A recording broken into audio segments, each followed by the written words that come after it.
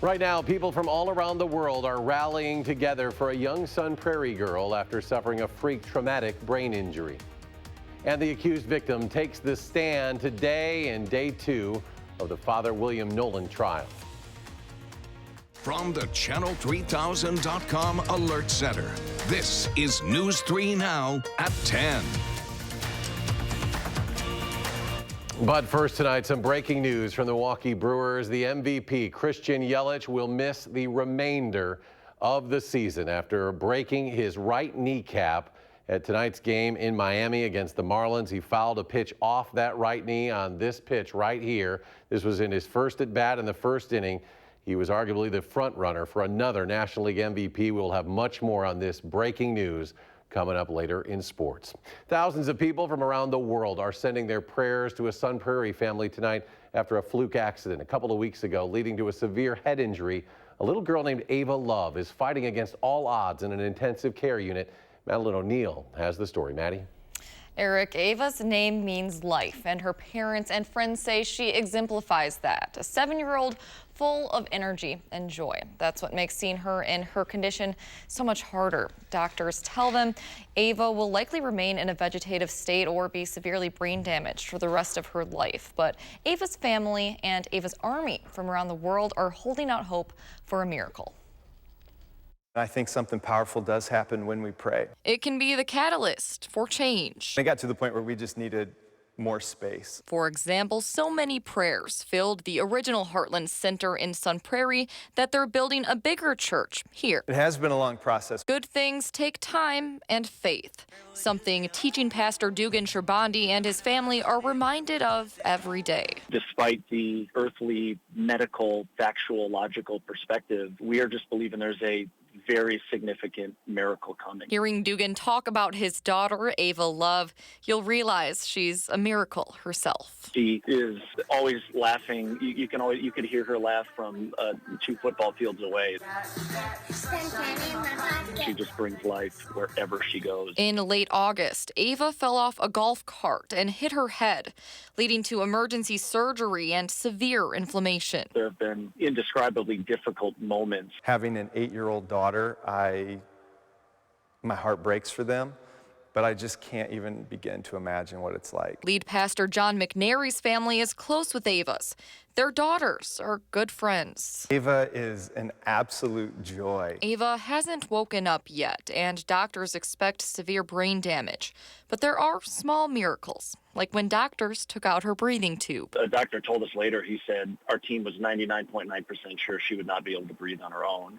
And she did immediately. The other miracles extend well beyond the hospital room. Ava's army has been an incredible thing. What started really just with our church family here quickly grew to people all across the country and now even the world. On social media, Ava's story has reached people in all 50 states and about 60 countries. We're complete strangers. Drawing countless words of support and prayers from people like December Kaufman in Pittsburgh, who is making Ava Love bracelets for more than 100 people from all over. It's just been a really beautiful and humbling thing to be a part of this, even in such a small way. Some of the most meaningful messages I've gotten have been from people who don't worship the same God as me. Wherever, whoever it comes from, Ava's army has faith in the power of prayer. It's so powerful and so meaningful to us.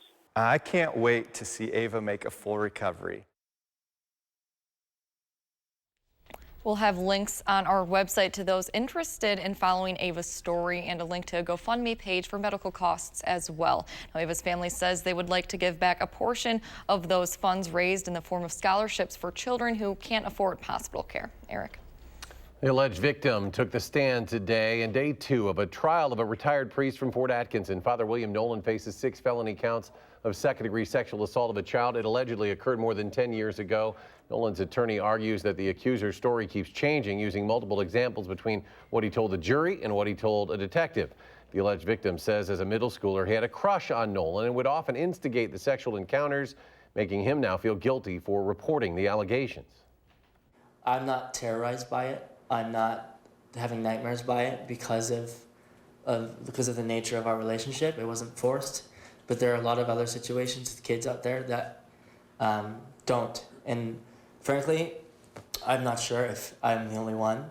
You also told her that there was never a time you almost got caught, didn't you? There wasn't.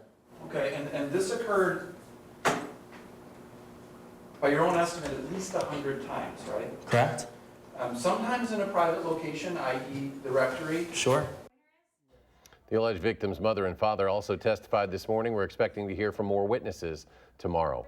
It was touted as the largest research partnership in UW history, but today the university says it has received less than $1 million of the $100 million that Foxconn pledged to fund engineering and innovation research on campus. Progress has been slow since the world's leading electronics manufacturer made that promise last August.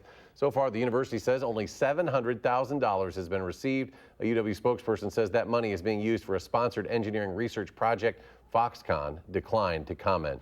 A shocking sight at a Milwaukee middle school this morning after a body was discovered at the school. Emergency responders were called to West Milwaukee Intermediate School. This is about 7 o'clock this morning. Police say the body is believed to be that of a man in his 40s. It's not considered a suspicious death. They reassured the public that no one, including students at the school, were in any danger. The medical examiner is now investigating. A noisy night last night as storms rolled through southern Wisconsin. On Madison's west side, some trees were down. One fell onto some power lines and forward drive off Schrader Road. Another fell onto a vehicle near Elver Park. Some 2,500 customers lost power. All have since had it restored. But things will be a little quieter tonight. Catch up on your sleep you lost last night. Here's Dana, our first alert forecast. A little noisy and quite a light show coming through with that front last night. Now, we are quiet currently on our radar, but we do have the chance for some more showers and thunderstorms to develop heading into Wednesday morning.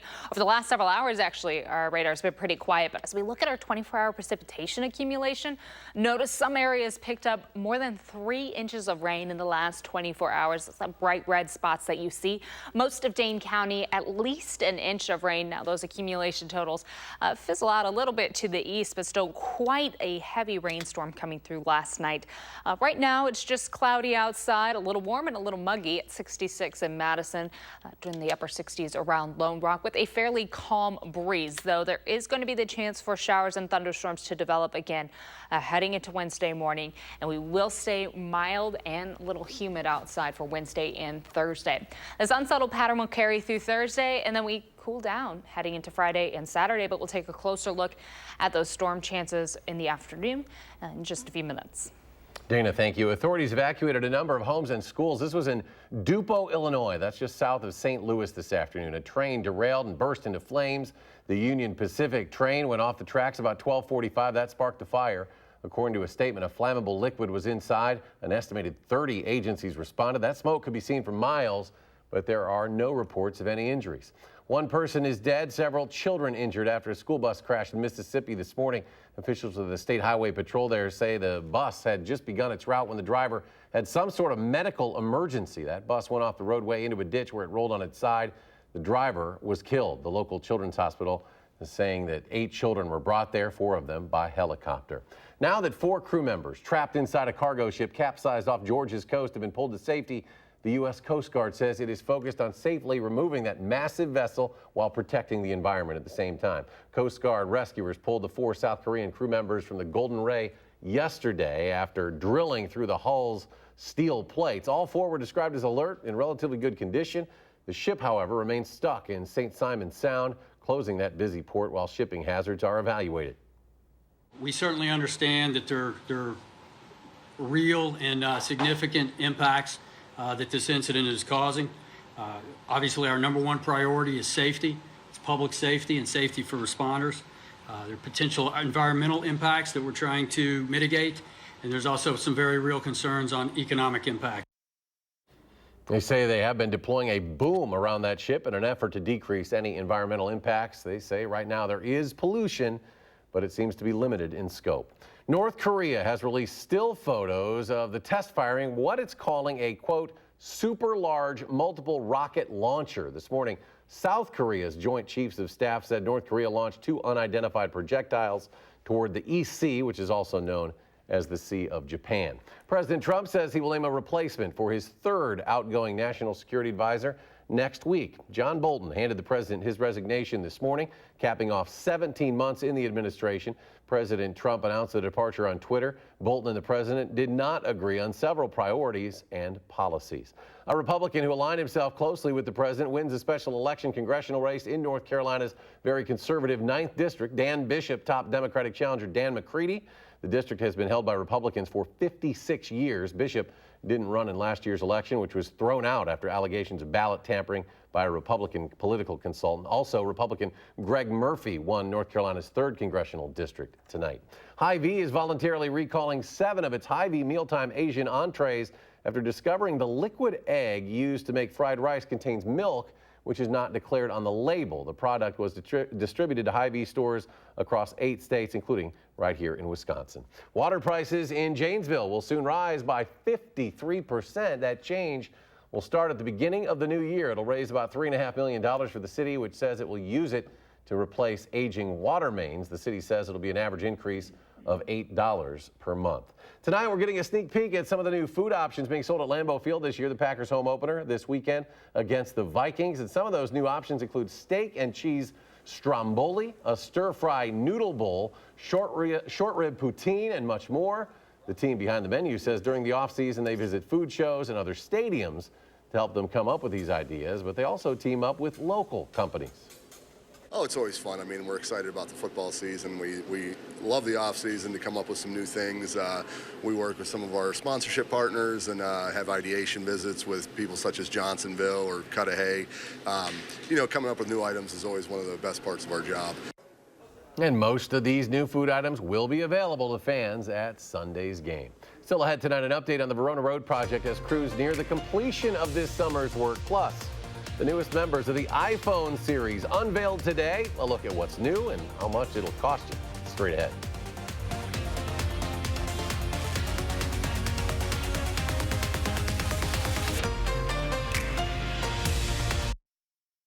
The links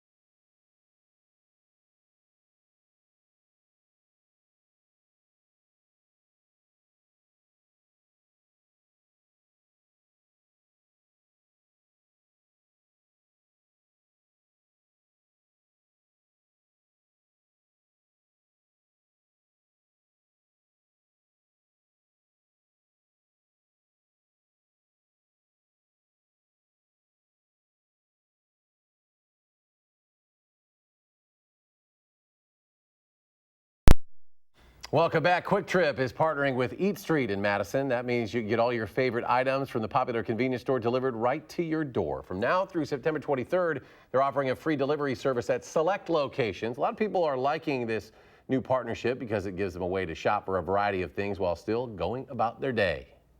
I think the convenience is awesome. The options are really great too, because you can get some like drinks, and you can go coffee, and you can go sandwiches, and you can also get some cold stuff. So I think the amount of things that you can choose from is really awesome. A list of the Quick Trip locations that Eat Street picks up from is available on our website. They're planning to launch more locations in Eau Claire, Janesville, and Wausau in the coming weeks. Before stopping in Madison, the Broadway hit musical Hamilton is coming to Milwaukee next month. Tickets for those shows went on sale this morning, and the rain didn't stop dozens from lining up outside the Marcus Theater for the Performing Arts to get them. After Milwaukee, Hamilton is coming to Overture Center in November and December. Tickets in Madison will go on sale September 28th. Well, despite a year of slumping sales, Apple today unveils its latest lineup, the iPhone 11, the 11 Pro, and the 11 Pro Max. During that launch event in California, CEO Tim Cook says the 11 has a new camera, which is offered in a fresh palette of colors as well. Speedier performance has improved battery life. They range in price from $699 to $1,099. The new lineup goes on pre-order this Friday and will arrive in store on September 20th. The Dane County Regional Airport adding 2 new seasonal nonstop services starting December 19th. Sun Country will offer nonstop flights to Orlando and Las Vegas. According to a release, they'll run twice weekly, Thursdays and Sundays. Sun Country already has routes from Madison to both Fort Myers and Tampa. Summer construction season winding down. The DOT says the Verona Road project is on track to open up to 3 lanes of traffic each way by November, and that'll allow traffic to flow freely from the Raymond Road intersection all the way to Dodgeville and Point South. The DOT says there's only one more construction season before the entire project is finished. Next year, crews will add a 3rd lane to Highway PD and finishing the interchange at Verona Road. That work should be done by next November. A full harvest moon will happen this Friday the 13th, making for a spooky night just ahead of the start of fall. The full moon that occurs closest to the autumnal equinox is called a harvest moon. Autumn officially begins September 23rd. Now, the next time that a full moon will coincide with Friday the 13th will come in the year 2049, which sounds like a really long time away. It's only 30 years from now. No. But somebody sat and figured all that out. But all this talk of road construction ending, flights to Florida, means cold weather's on the way, but we've got some warm weather sticking around for a bit. We have quite a blast for summer for the next few days, and then even as we look ahead in our long-range forecast, it seems like there is going to be a little warm-up just before that first day of fall. This afternoon, though, not too bad, a little muggy outside, and we had a really nice sunset. In fact, I saw a lot of folks out with their cameras taking shots of the beautiful color. This is the sunset that we had in DeForest, a beautiful view of the colors bouncing off our cloud coverage. A few clouds, of course, gives us the colors in the sky. Today, we officially hit a high of 81 in Madison. It was a little warm. We should have been in the mid-70s for our afternoon highs. Started the day off in the mid-60s, also a little above average for our overnight lows. Now, our Doppler radar is quiet right now, but heading into Wednesday morning, that's going to change up just a little bit as some more shower and thunderstorm chances start to push in. Right now, they're all well off to the west at the edge of Iowa and Minnesota and into the Dakotas. Several watches and warnings in effect off to the west. This front is steadily sinking southeast, and then it's going to stall there. It might lift up a little bit as a warm front, but overall staying as a stationary front draped across southern Wisconsin for Wednesday and into Thursday before finally this area of low pressure crosses on over and we cool down and we clear up. We become quite a bit less humid for Friday and into Saturday, but we have shower and storm chances for the next 2 days before we get to enjoy that. As far as overnight, no chance for any strong storms to pop up. We may have a few showers and thunderstorms early tomorrow, and then the chance for showers and thunderstorms in the afternoon and evening, right around the heat of the day. So we do have a marginal risk for severe weather for Wednesday. For Thursday, that marginal risk is in the western corner of the state, a slight risk into parts of Iowa and Minnesota as they'll be dealing with that front coming through during the heat of the day. Our chances for storms will come through just a little later on. So overnight, plan on a breeze coming from the south. Temperatures tomorrow will be warm yet again. You can see the wind converging there where that front line is going to be. And we're going to have showers and thunderstorms tomorrow afternoon and evening. Overnight, another chance for rain before that main front slides through late on Thursday behind the front. We'll steadily clear on up throughout the day on Friday. There may be a lingering shower or two early Friday morning, but no thunderstorms coming through and certainly no severe threat. Overnight temperatures will hold pretty steady. steady. In the upper 60s, close to 70. A little bit of a rain chance heading into Wednesday. Most of the rain chance, though, comes through in the afternoon and evening.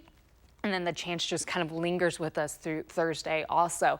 Wouldn't be surprised at any time if we did have a quick shower pop on up, but the thunderstorms will stay off until Thursday evening, and we will have very strong wind gusts and the chance for heavy rainfall. Again, overnight temperatures will hold pretty steady. Another very mild night. Shower chances for early Wednesday morning, and then by Wednesday afternoon, temperatures will be back in the 80s. We're actually looking at a high of about 82 degrees with a mostly cloudy sky. Not expecting really any pockets of sunshine for Wednesday or Thursday.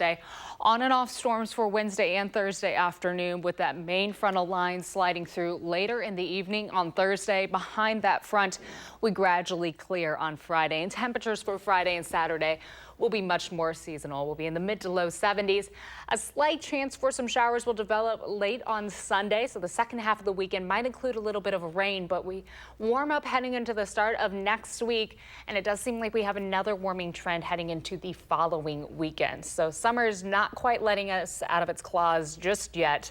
Got to enjoy the 80s for a little bit before it really starts to fall off. I don't call it claws. I call it warm embrace of summer. I enjoy it. Enjoy those 80s, because soon we'll be wishing we had them. If it was dry and 80, it's the humidity that I would like to just zap out of here for a little bit. But it comes along with the storm chances right now. That's true. All right. Thank you very much, Dana. All right. The Brewers looking to keep their playoff hopes alive in Miami, but this will not help. As we mentioned, it is a worst-case scenario for the MVP, Christian Yelich. More details ahead in sports. News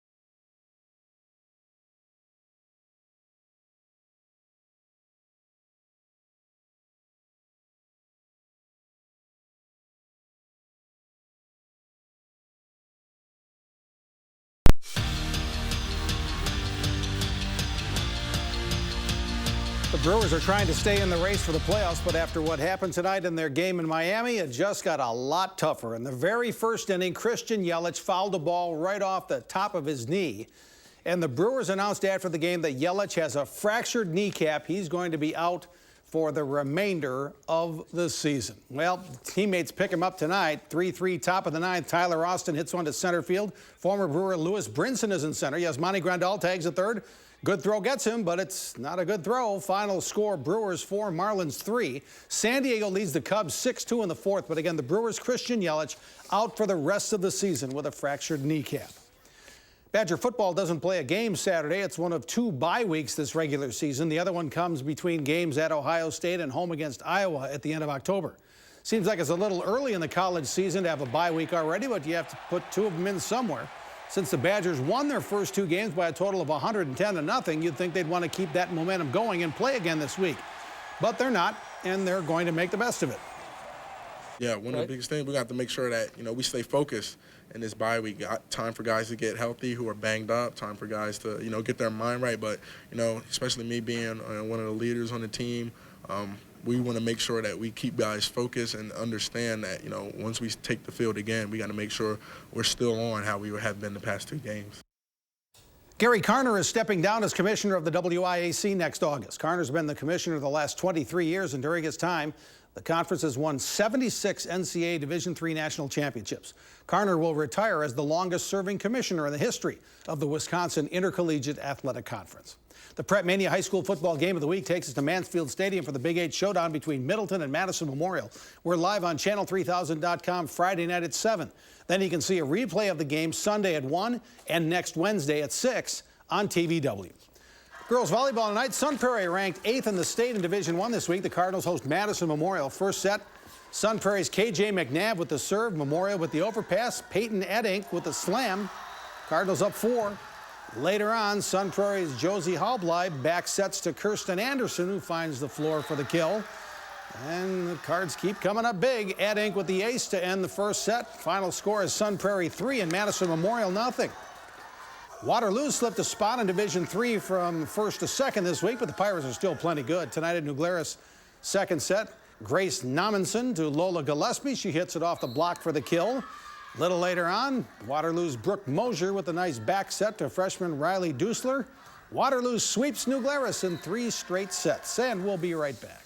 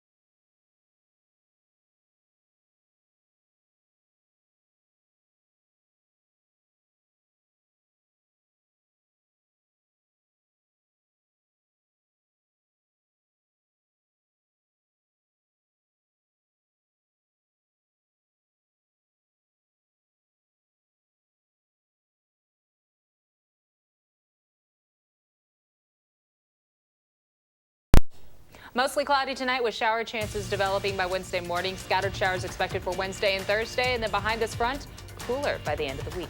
Dana, thanks. Thanks for joining us tonight for News 3 Now at 10. Have a great night.